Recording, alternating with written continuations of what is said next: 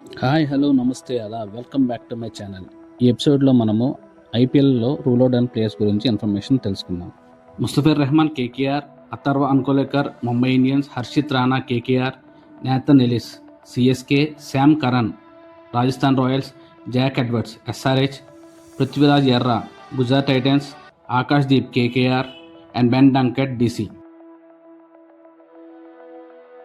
కేకేఆర్కి ముస్తఫిర్ రెహమాన్ ప్లేస్లో Blessing Muzarabani ఆడుతున్నాడు. అలాగే ముంబై ఇండియన్స్కి అంతర్వ అన్కోలేకర్కి న్యూ ఇంజరీ వల్ల ప్రస్తుతానికైతే ఎవరిని ఇంకా రీప్లేస్మెంట్ చేసుకోలేదు. హర్షిత్ రాణా న్యూ ఇంజరీ వల్ల కేకేఆర్కి నవదీప్ సైని ఆడుతున్నాడు.